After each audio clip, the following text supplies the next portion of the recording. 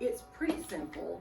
It's where we take the time to dig in to the lesson itself and plan it specifically to meet the needs of this group of students, okay? And so in that process, you and I are going to be in the middle of the planning. So we're gonna be thinking about the kids, we're gonna be thinking about the book and etc., all right? Your role in this is, along with our other friends that are here, is that your role is you're going to be seeing it from a different side. And I want you to think about what kinds of things you see us do, maybe questions we pose, things we talk about that really are going to impact student learning. Does that make sense? Mm-hmm. As well as things that will help the teachers in your grade level begin to feel more comfortable with the lessons and planning them. Does that kind of make sense? Mm-hmm. So as you'll notice in the little handout that I gave you for the outcomes and all, we will, in just a few minutes, you and I will go in what I call the fishbowl, okay? When we're in the fishbowl, it's like they're not even here. We're gonna talk and plan, and they're gonna just take notes, and they can't talk, just you and I can talk when we're in the fishbowl. After we plan, okay, then we'll come out of the fishbowl and we'll ask them to share with us what they saw about this that they think will be helpful for the kids as well as helpful for our teachers. And then you'll also get to talk too. Anytime we're out of the fishbowl, you can still talk, okay? And then after we talk about that, we'll go down and we'll implement the lesson. Now I'm going to explain just a little bit. I think you probably know, but I just want to make sure we're on the same page. When we do a side-by-side lesson, basically what it looks like is that you and I both are implementing it, okay? And so as we go along and we're planning, you can look at me and say, you know, I feel good about this. I want to do this part. That's great, okay? And then you might say something like, this is the part that I would like to see you do. Then we can do that. The other thing is that you could just simply say to me, you know what, Vicki, I would like to just do it all right? But that doesn't mean you're still by yourself. I'm gonna still sit beside you. And on a side-by-side, this is the type of coaching that I would do. It's sort of like, I think I was in your room when I tried this once before, and I said, do you mind if I say something? Did I do that with you? Mm-hmm. Right. That is side-by-side coaching too. Mm-hmm. So like I'll be sitting next to you, and if I see something that I'm thinking might can also help in it, I might say, do you mind if I add something, or may I ask them a question, or may I do this? Is that, you see what I'm saying? Yeah. And we just go right into that. Mm-hmm. So you've got options here as we go along. I don't want you to feel pressured into having to do all of it, but I want you to feel comfortable, and if you want to, that's fine too. Does that make sense? Mm-hmm. You get to call the shots. Okay. All right. So everybody kind of understand? Mm-hmm. We good with it? All right. So you guys, we're going to the fishbowl. Okay. All right.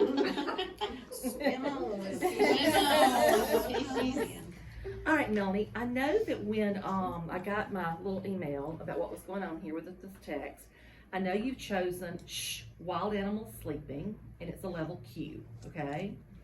And you told me that the goal is going to be that you want them to learn new information that they can share with others, right? Mm-hmm. Awesome. Things that you said you were a little concerned about, like some obstacles, there's going to be some difficult vocabulary that's in there, right? Yes. And then there was a lot of new information for those kids to actually learn. Okay. So when I prepare, I like to go ahead and think about those types of things, all right? Before I actually go to this, now granted, I've looked at it, I know you've looked at it, I'm just telling you what I normally do. I like to take a moment and let's look at the book. So can we just kind of share that book for just a minute? Okay. So let's look at it and tell me, as you thought about this book, what were some of the things you noticed about this book, for example? Well, I noticed it had different animals, and one of the reasons I chose it is because one of my students takes horseback riding lessons. And she loves anything with horses. Awesome. And there's 2 stories about horses. Awesome. The pictures were great, and just the kids love animals. And just flipping through it, it looked you know, it looked great. I never Yeah. even thought about how birds sleep, but Yeah. now I know. I think this one is, when I read that, I thought that was pretty gross. Uh-huh. No, not that one. This one was pretty gross. And then at Ew. the end, I have never heard of sleeping with one eye open and how that works. So Mhm. basically just the animals and Mhm. especially the horses, and then just the pictures were great, and they love animals. Okay. And I thought it would be a fun thing to learn. My class loves trivia stuff, just unique Yeah. things, so. All right. So when I look through, I see the text features of the headings and some sidebars, okay, and even some captions. Mhm. Talk to me about your kids with nonfiction text features. How do you feel about that? Do you feel like it's something we need to definitely talk them through and help them understand? They have learned now, they say, we read everything, right? Uh-huh. Because Mhm. in the past, a lot of times they just read the main part and they skip past this. So Right. we've dealt Right. with that, and we say, yes, Okay. we read everything, because everything's Okay. there for a purpose, Okay. information, All things right. like that. So the next question then would be, do they understand the purpose between like a caption, a sidebar, or a heading? Do they understand what those things are? We probably need to work on that. I mean, Okay. they know they're important, Right. but I don't know, That's fine. yeah, I don't know. Just if they know that. curious, because like I Mhm. said, in talking about getting ready to do the introduction, we start looking at the introduction. Mhm. Those are things we want to be cognizant of, is what in this text are things that are going to be beneficial for the kids to understand, okay? But what is not giving them more than they need before they read the book? Does that make sense? Uh-huh. So let me go there for just 1 second. When when Fountas and Pinnell planned out their introduction, a lot of times there's just tons of bullets. And I think you remember I told you guys you didn't have to do all the bullets. Right. But I know a lot of teachers, in conversations I've had with them, they almost feel obligated to do all the bullets, okay? And then some teachers who come from some kind of background with some guided reading, it could be from someone else, their school system that did something, but it wasn't based on Fountas and Pinnell, or etc., okay? They have ideas sometimes that it's almost like you have to do so much to set them up to read, all right?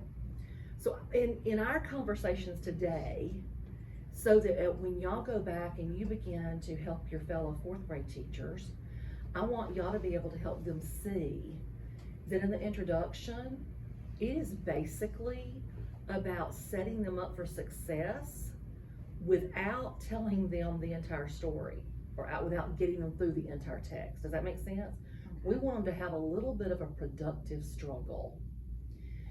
When anyone, whether you are an adult, whether you are a 3-year-old or somewhere in between, okay?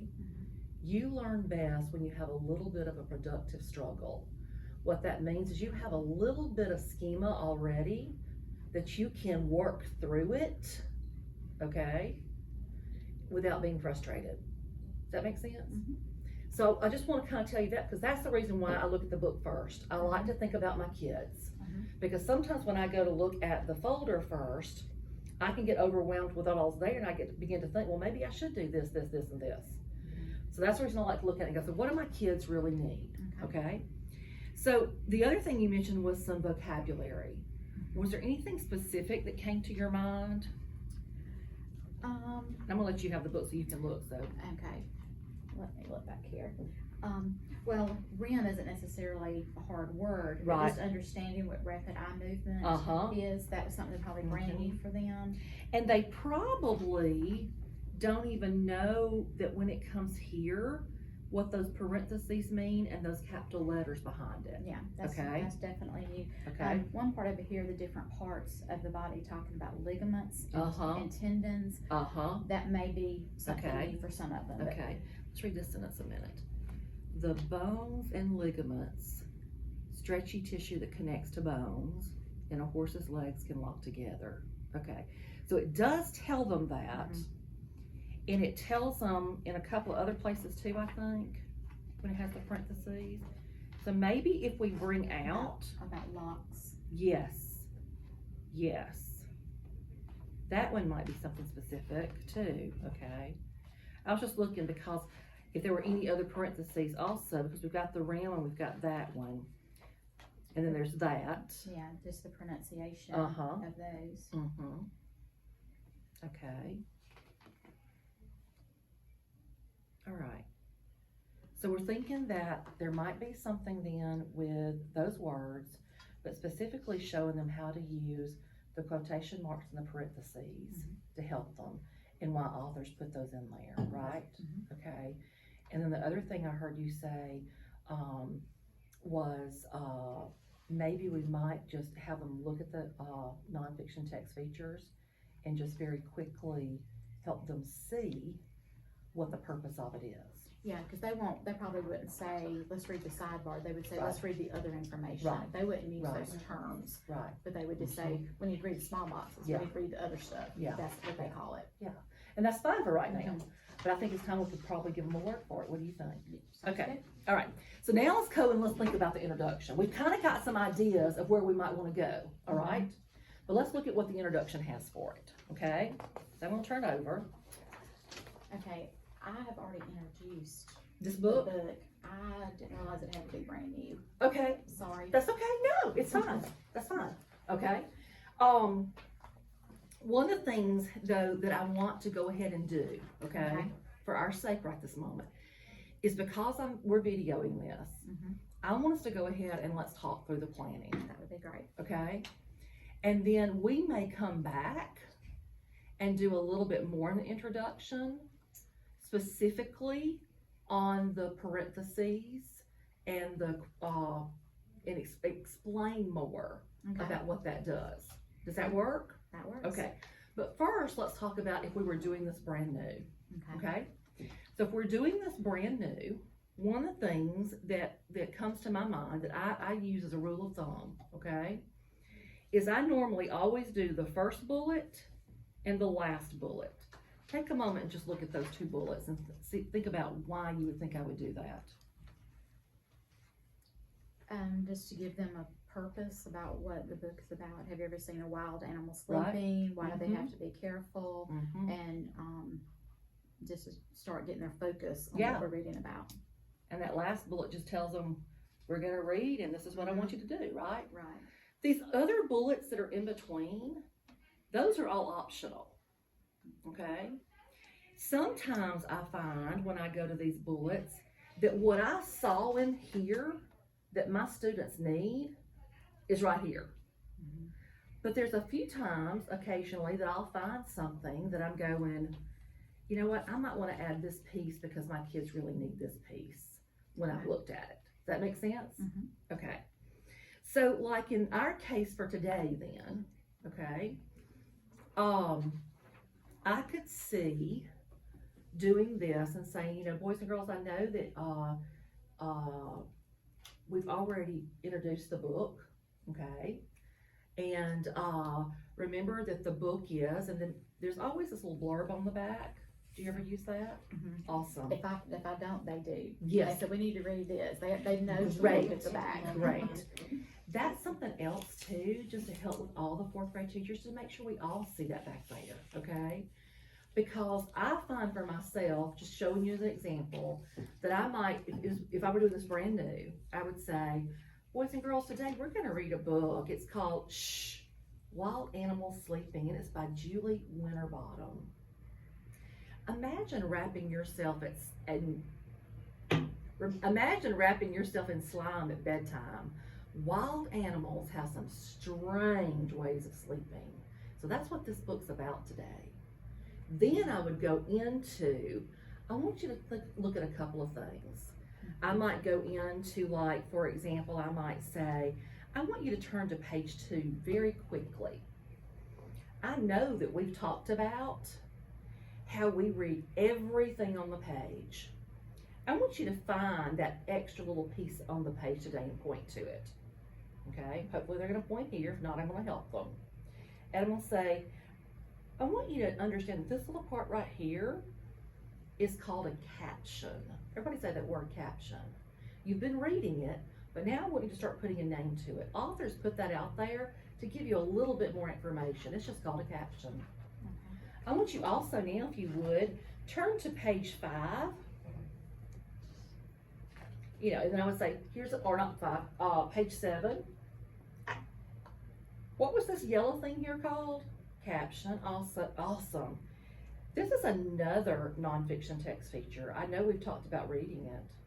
This is called a sidebar. Tell me what this is again. Sidebar. See if you can find a sidebar anywhere else in this text real quick and have them look. What's that called? Sidebar. Absolutely.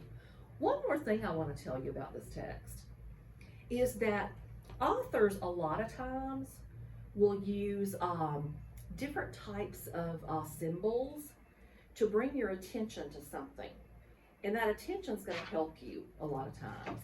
So like when you go back to page 6, guys, if you would for just a moment, I want you to come down to the line right here. It's 1, 2, 3, the 4th line.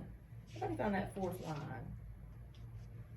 Listen to me as I read that. It says, called rapid eye movement. See how that's in quotation marks? That's giving you, that's a specific thing that it's called, okay? But when I read that, notice in the parentheses after it, it has the capital letters R-E-M.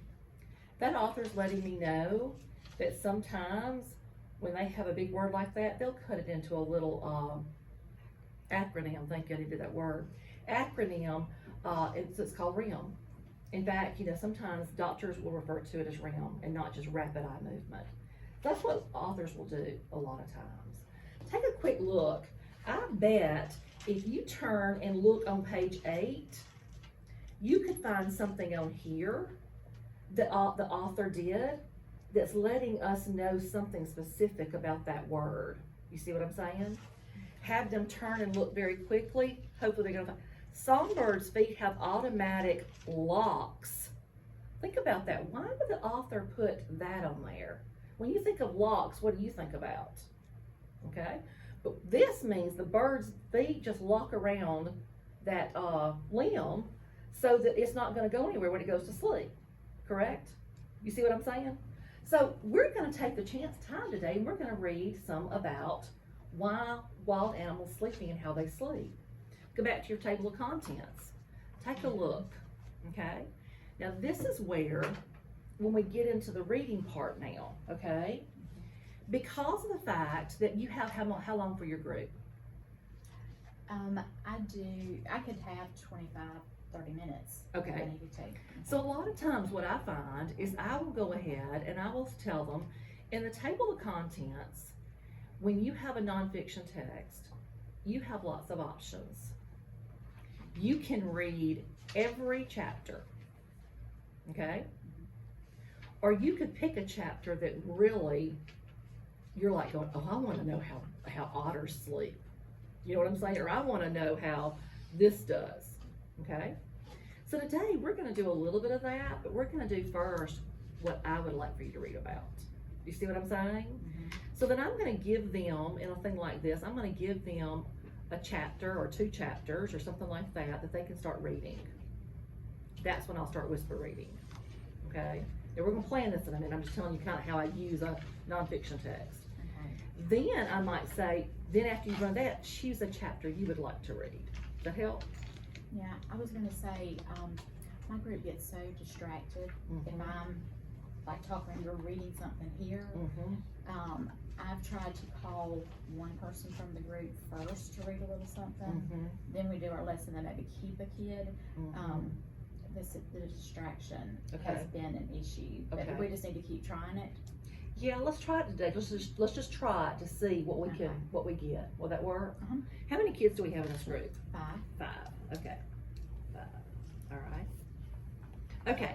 So I want to go back now to the introduction. I just kind of showed you, and I did it so we'd have it videotaped too, how that first part of the introduction can look, and see how quick and easy, and see how it went straight to what the needs of the students were. But I wasn't giving them so much on everything that they had to, that they've already understood the text before we actually read it. Does that make sense? Now go look at your bullets. Did I do any of the bullets that were there? In my own way. In your own way.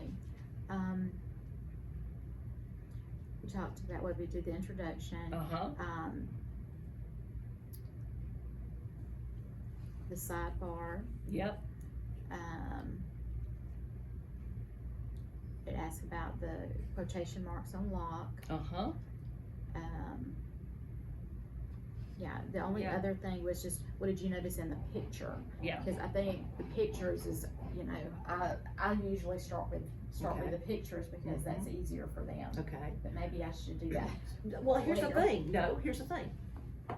It's knowing your kids. Do your kids use pictures? Are they already using them? Then there's no reason to have to. If they're not using their pictures when they read, that's when the introduction you want to call their attention to it. Does that make sense? But if I'm noticing during their reading, when they're actually reading text and all, and I'm noticing that they actually are pausing and looking at their pictures and gaining information, and then they're going on, then I don't need to have to call attention to it unless, here's my unless again, okay? Unless there's a specific picture.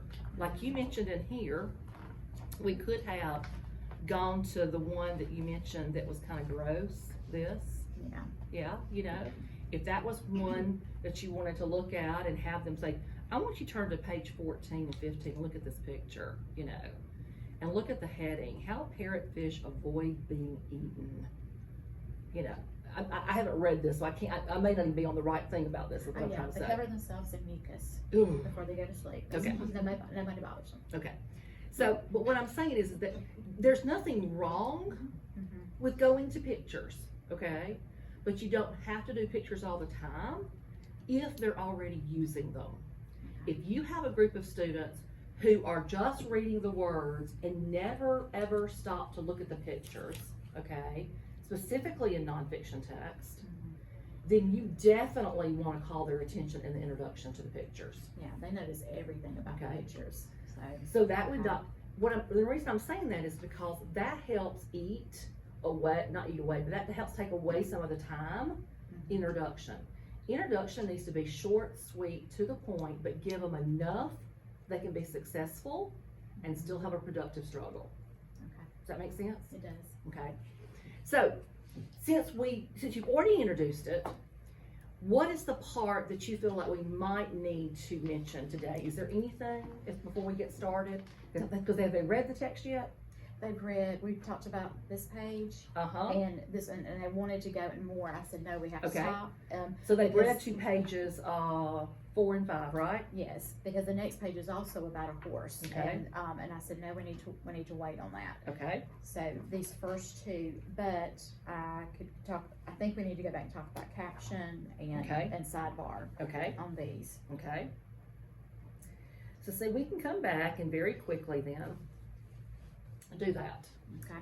I want to call your attention to 2 things from the pages we read already, because they're on both of those pages, a caption and a sidebar, okay?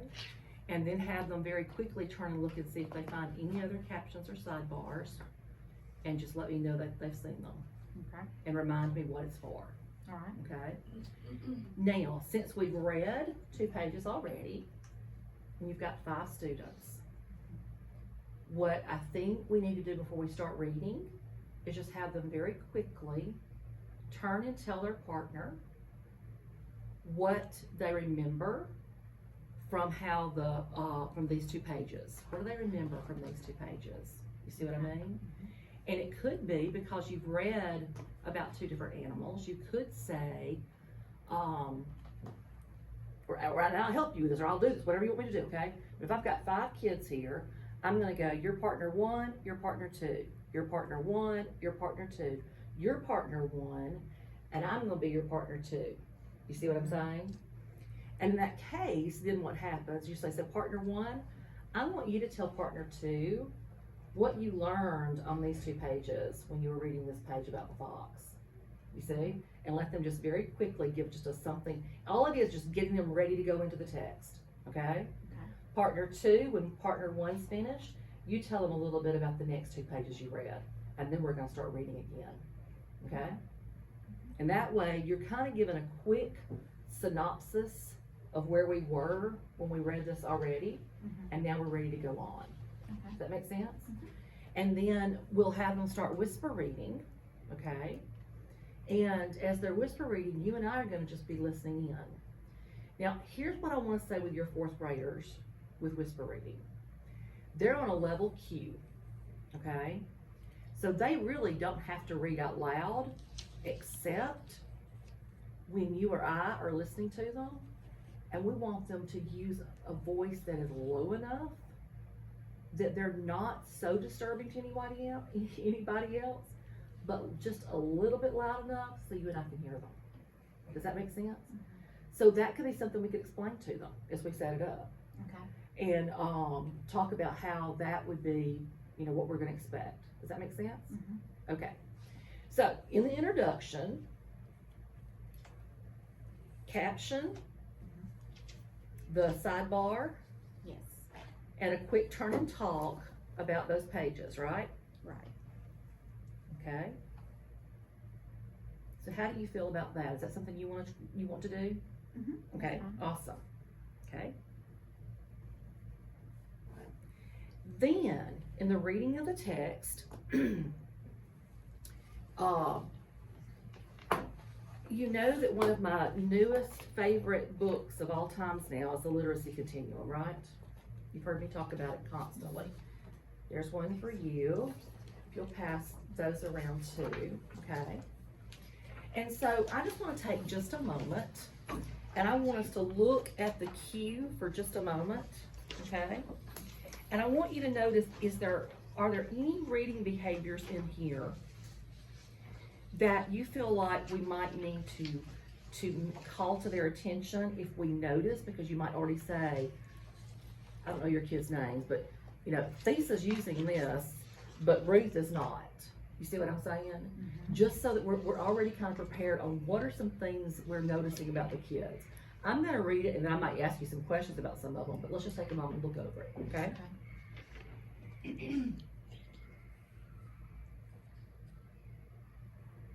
Yes, thank you.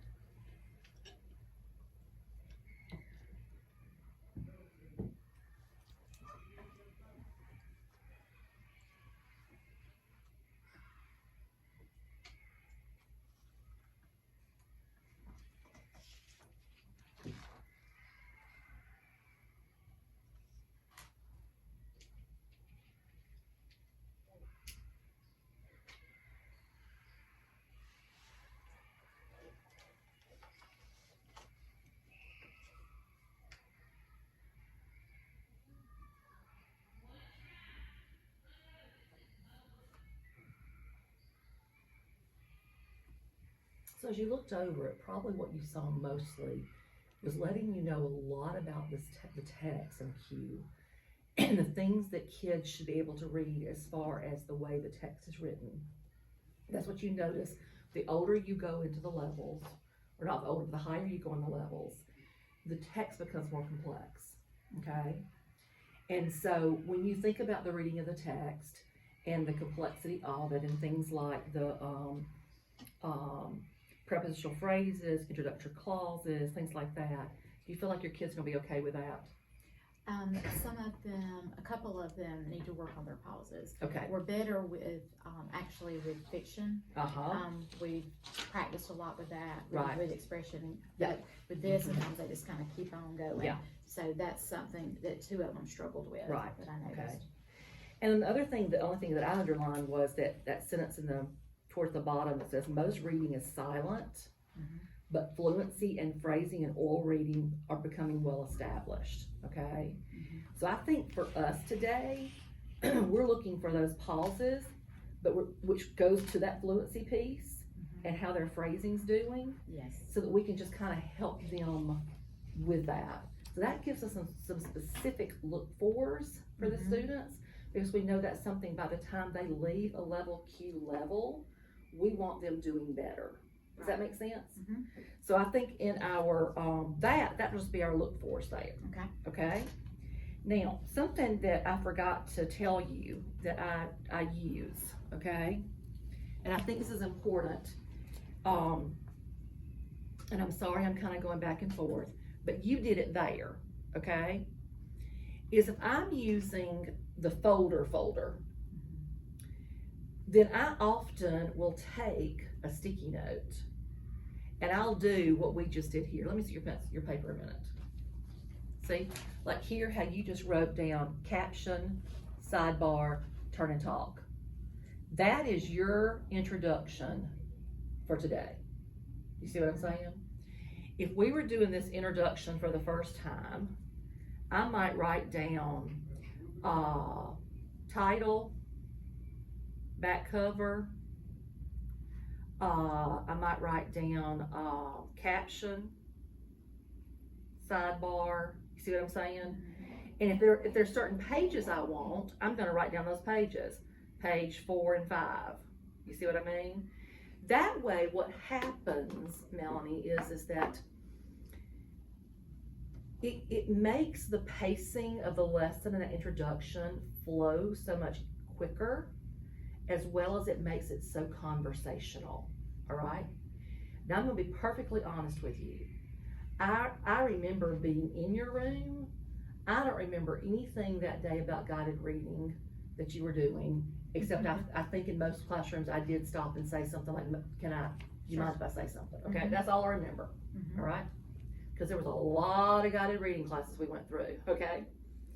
So I'm saying this because this is helpful for everyone. It doesn't matter what grade, from K up to 5th grade, is that the lesson is a conversational lesson between you and the kids. And in the lesson, it's like a we do in guided reading. We want them to be doing most of the work.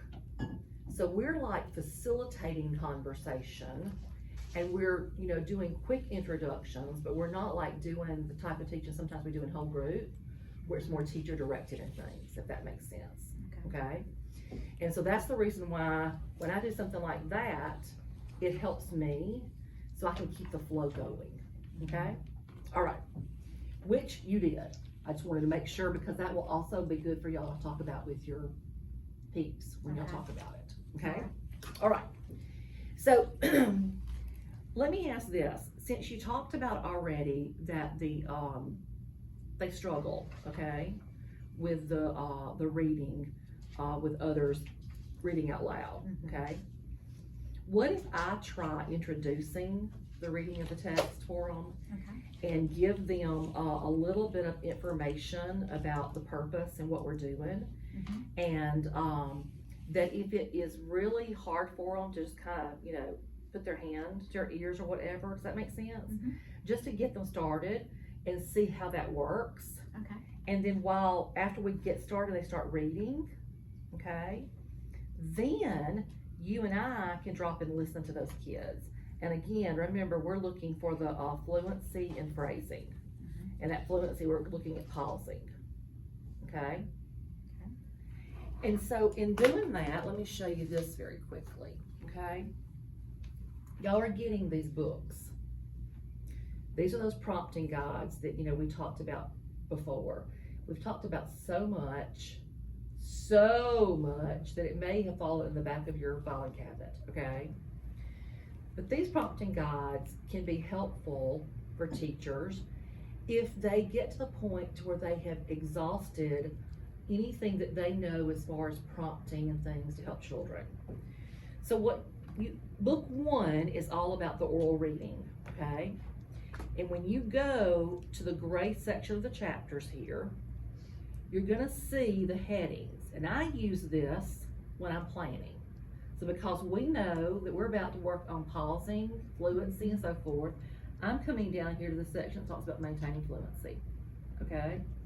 And there, 17 and 18 is pausing and phrasing. You see that? So when I come over here, just to tell you how it works, on the front side is the odd numbers, on the back side is the even.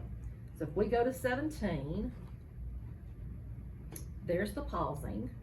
When I flip over, there's the phrasing, okay? If you think back in your file cabinet, we talked about, in being responsive to learners, how we did 3 things.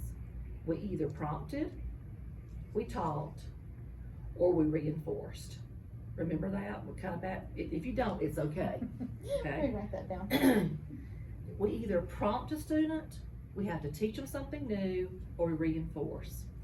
So let's say that Thesa's the student that we are listening to read, okay? And she's doing what you're talking about. There are no pauses. She's just reading, okay?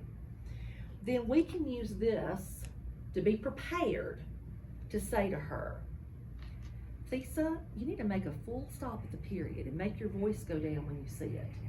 So I want you to go back and I want you to read that again and see if she does it.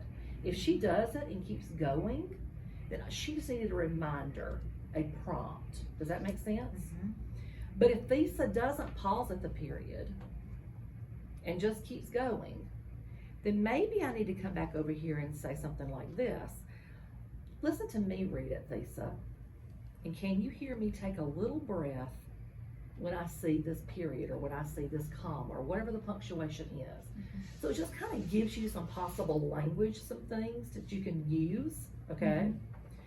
Mm-hmm. If you know that Thesa's had that problem and you gave her something like this, and then you come back in a few minutes, just as you kind of swing back around and you stop just to see, and you hear her do that, then you could say, Thesa, you're taking your breaths, you're pausing like you're supposed to. Great job.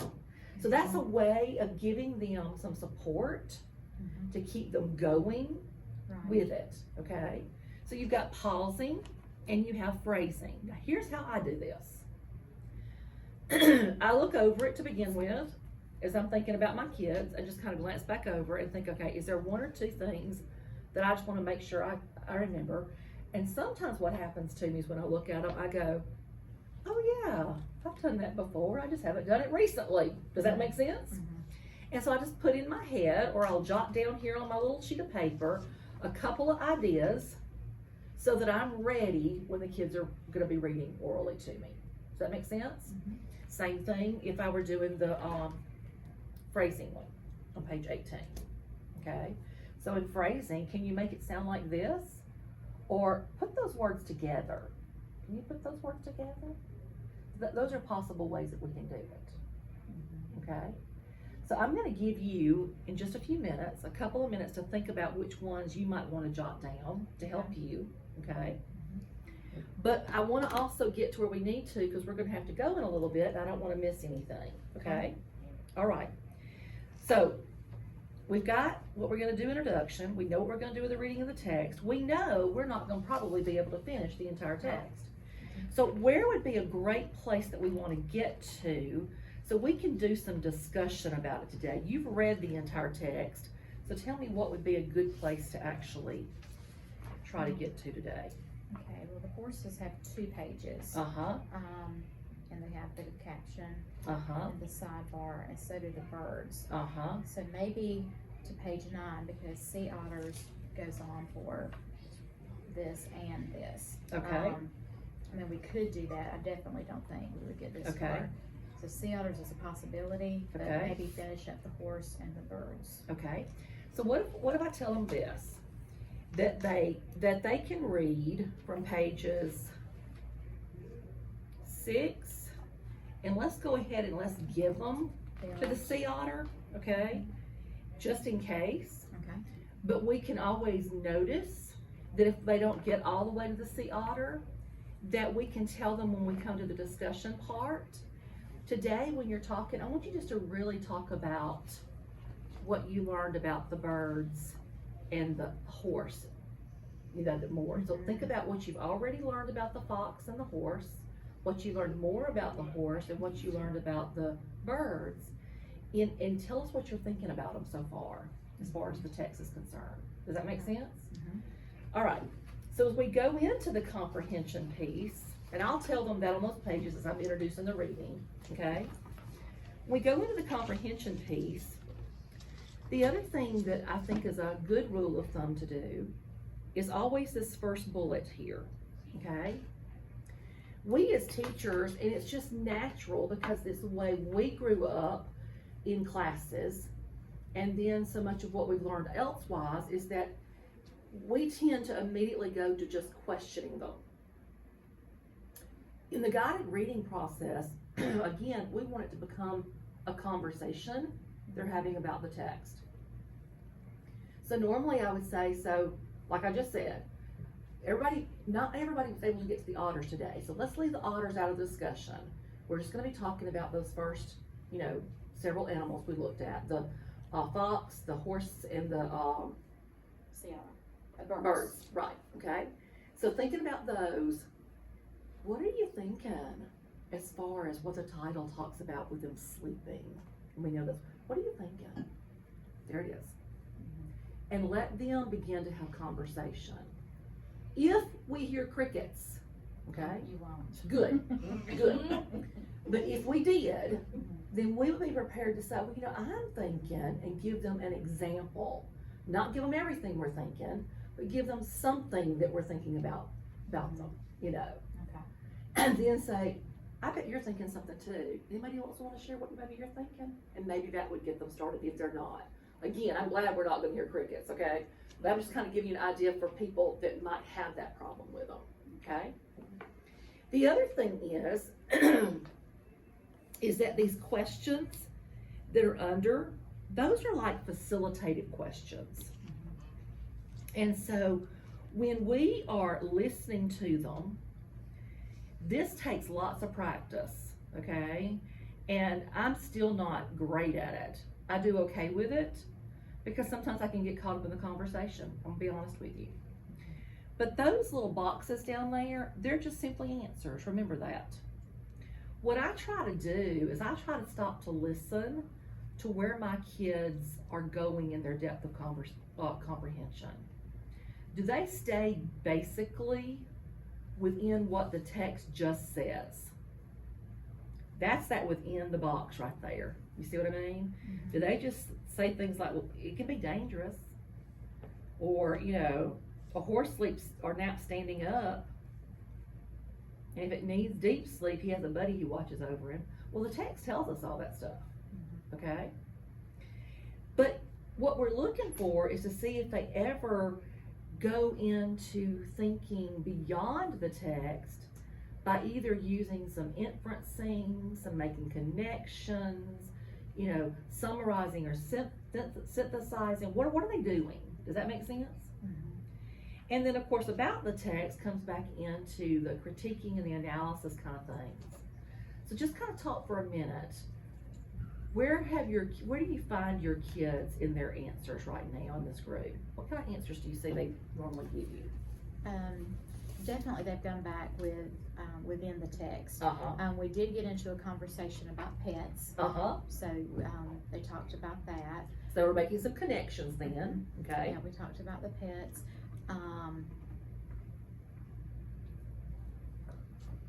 We always, about the text, we always start off every day, no matter what, we say, all right, now what type of book is this? What's the genre, and what does that tell us? So that's more about the text. So I kind of start with that, asking them, and then, but the beyond, they have picked up on the pets part. Okay. Let's see. We haven't talked about naps. Okay. So we've done like the first point on beyond the text. Okay. And they have talked about predators. Okay. They had a conversation about a fox. Somebody said it's a predator. Somebody said no. If it's sleeping, a predator's going to get it. So they had to talk about it can be both. It can eat and it can be eaten. So we did talk about that. We talked about predators. Good. Okay. So I'm just going to throw something at you, just for, we might plan to do this today, or it would be something you might do in the future. Okay. And in the literacy continuum, when you find that level Q level, and it has that's where that paragraph is we just read. When you flip over, there's a few pages here, and these pages go right along with those boxes, okay? And so what I find is that I'm going to beyond the text for just a moment, okay? When I go to look at beyond the text, they're gonna have headings here, like the predicting, okay? Then they're going to have making connections, synthesizing, and inferring. All right? Now I'm going to look here for a minute, analyzing the text, okay? Analyzing and critiquing, all right? So then as a teacher, because my kids, I want to take them deeper in the comprehension, I begin to start thinking about which of these might be a place that I could pose a question or simply look for, okay, to help take them deeper. And a lot of times what I'll do is I'll stick to some of that stuff here, but I begin to think about where is it falling in here, okay? So like, for example, in Beyond the Text,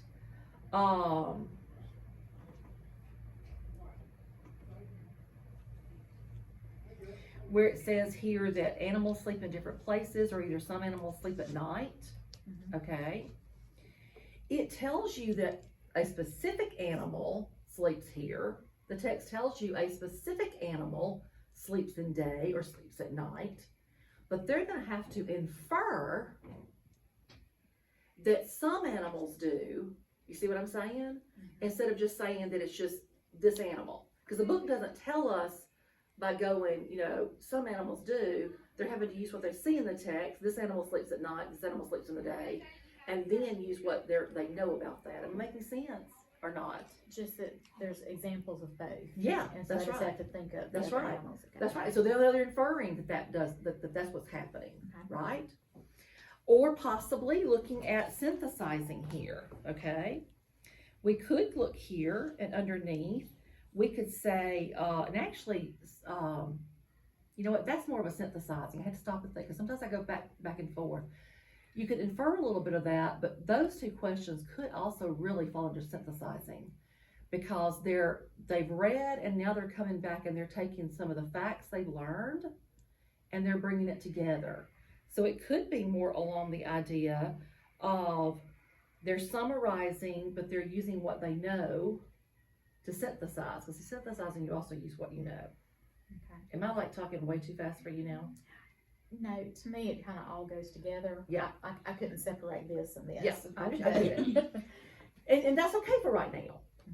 What I'm trying to do is I know that Charla asked me and Connie's asked me, both the coaches I've been in the schools with so far, because teachers are concerned that kids struggle with their BAS assessment and the comprehension sometimes when you ask them to tell you about it. They don't always just start giving you beyond and about. They just basically go to what was in the text, right? All right.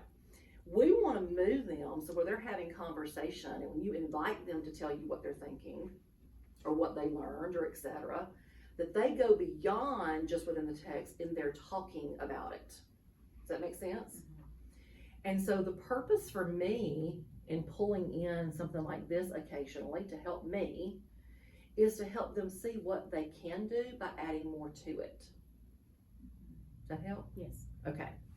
And so what I'm thinking here is that we could easily,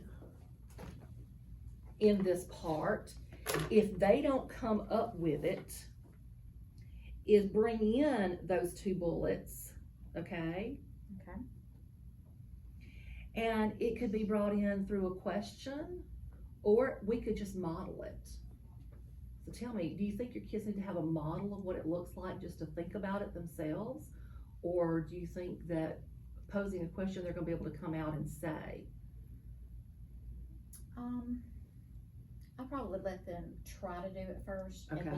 and then try to get Okay. out. Because there's one that's going to try no Okay. matter what, and there's one that's like Okay. scared to share, but everybody else Okay. likes to. But they, you know, they love animals, so they've been they like to talk.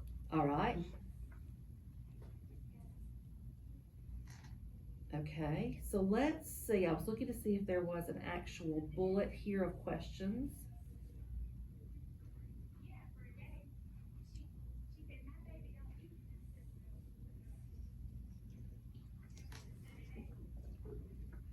Okay. Does that go down with the teaching point? I know there was synthesizing. I'm thinking yes. So I'm beginning to wonder now if that might be where we pull in that because I think it does go to the teaching point. Okay. Because it is the synthesizing, and we can use that right there. And this is talking about synthesizing. I think it's a great point. Did you ask this question yesterday? Look at the table of contents. Yes, we've talked about that. How Okay. if you have a favorite animal, you Okay. can just look at that. If Okay. not, Okay. just to read the whole thing. Okay. And talk about how a book is organized and why does an author do it that way? Mm-hmm. Okay. So see, when you did that, you're doing this one right here too. You see what I mean? Mm-hmm. I want to help you see the connections you're making to the questions and how they relate to these to help kids. So they're beginning to talk more about the book. So I pose that today we ask this question, just that first one, Okay. and let's see how deep they can go. And then the kinds of questions that we will pose will be more about, well, how do you know that? Mm-hmm. Why do you say that? Does that make sense? Uh-huh. See if we can dig a little bit deeper to find out how they're getting their answer. Is that before or after they read today? Is it something they This will be remember after they read. after they read? Mhm. Okay. So this will come after they've read the text. We would do that part. Okay. Does that sound okay? Mhm. Do you want me to do this? Or do you want to do this? I think you can do it, but I just want to. Well, I mean, I can try. There's just lots of things. I may forget something, so you just I'm right jump there right and I'll jump right in. Mhm. But yeah, I mean, I can Yeah. ask him that. Okay. All right. So let's go to the teaching point. Okay. This was on the synthesizing. I know. Can't look at her. She just told me I only had 7 minutes left. Synthesizing. Okay. This is the part where we want to bring in those if we can, and those kind of tie in straight to that second paragraph there. What takes a horse a long time.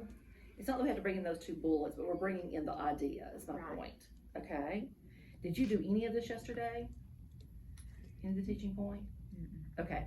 So this will be a good one today that we know that will be totally new for them, right? Mhm. Okay. Except the girl knows everything about a horse. She's already talked about everything, and I said, well, we'll see what the book says. Yeah. Let's see what our information is. Yeah. Awesome. Okay. So in this synthesizing, it's basically just going and we're going to model a quick piece and let them try those pages, right? Okay. Because it says for us to have them turn to page 4 and 5 and tell them that a horse needs to be able to run quickly in order to escape predators. Point to the supporting details as you speak, and the writer says it takes a horse a long time to get back up and then explains. So then by stepping on its feet, a horse is always ready to run. So now in your own words, that's what we're saying. Does that make sense? Mhm. So I need to say all of this before asking them. You need to model first what it means to say something in your own words. Okay. So like I would turn here and on page 4 and 5, let's find where that is. Right here. I would read that out loud to them, and then I would say, so let me tell you what that looks like. To synthesize means that that's what I've read, but now I'm gonna tell you what I read. Okay. Now, did you see that I did not say exactly what the book says? I put it in my own words. Now it's your turn. I want you to turn to pages 8 and 9, and I want you to look at the very last paragraph.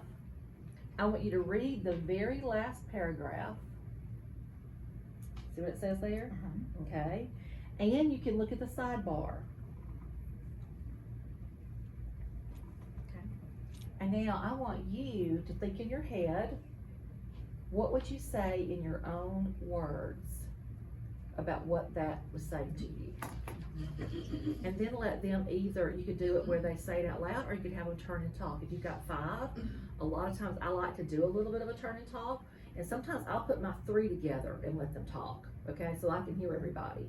But I like to do that because sometimes my little girl, I'm not saying she would, okay, but like yesterday in one of the classes, there was one child who she was ready to answer every time. Does that make sense? Mhm.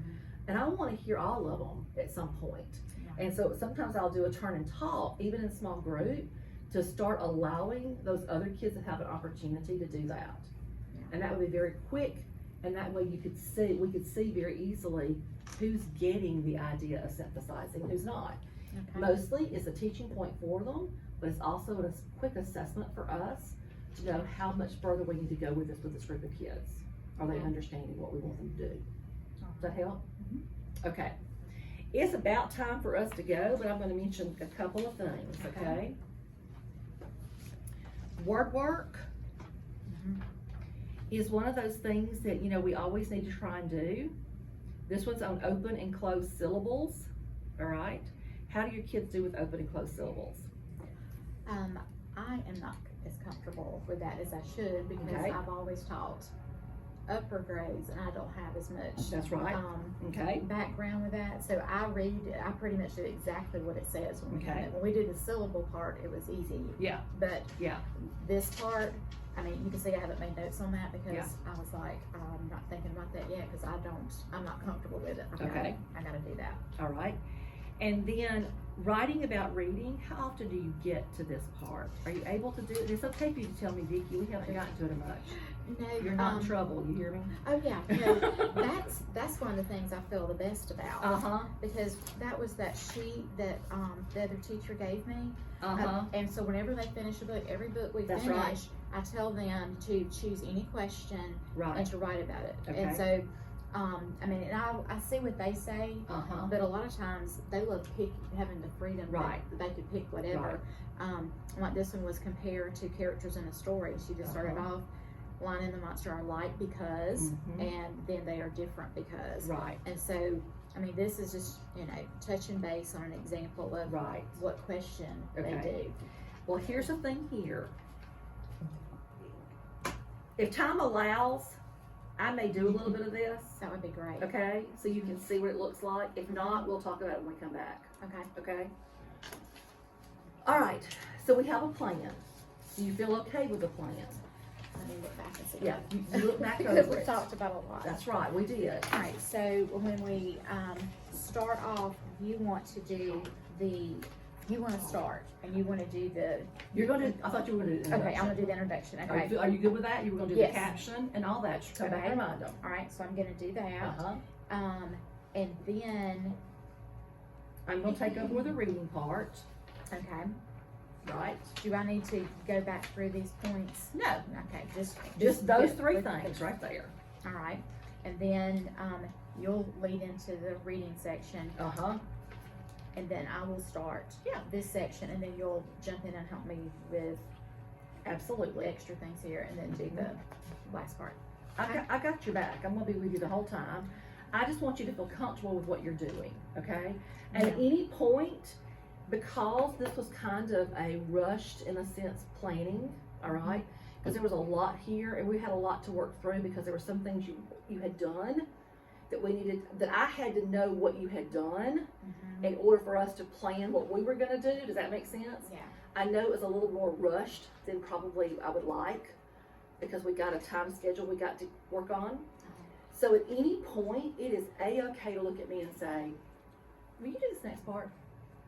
Okay. Okay? If you just get to that point and you're thinking, I can't remember what I'm supposed to do next and I'm confused and I can't, just look at me and say, will you handle this next part for me? I'll be glad to. That's fine. All right. We're very casual. Good. They know I mess up. They tell me when I do. Oh, and I they do. love to, we're good. I do that too. All right. We're gonna have to go down there. We'll talk about this in a little bit. We're just gonna have to make it quicker, but we'll make it happen. And you said about 25 minutes? Yeah, we can do whatever we need to today. Okay. Okay, because we have until, what time? Somebody tell me real quick, because We have until 9:15 to 1:15. okay. So about 30 minutes. All right. I'm gonna set my alarm. This is what I do.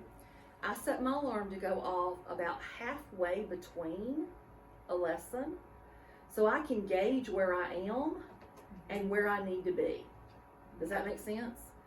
And so I'm gonna set it for like 15 minutes, so it'll go off at 15 minutes. Okay? Teacher and students. So Thank you. Tracy. Thank you. Tracy, for what I like to do, it makes it easier when we come back and talk about the students is that in the room where the table is, and here's the teacher, okay? Since we don't know their names, we number them off. And so on the left, this will be 1, 2, 3, 4, 5. So what I'm gonna ask you to do, along with our other friends, is that take notes on what you notice about the students, okay? And then, was there anything specific, responsive-wise, that either one of us did with the kids, all right? And then, was there any part of the lesson that you think that we planned that may have helped them a little more? Does that make sense? That's it. But this way, we can all talk about the kids when we come back. So if Tanya goes, well, I noticed that kid number 3, da-da-da, we all know who kid number 3 is. Does that make sense? Okay. All right. Let's go do this.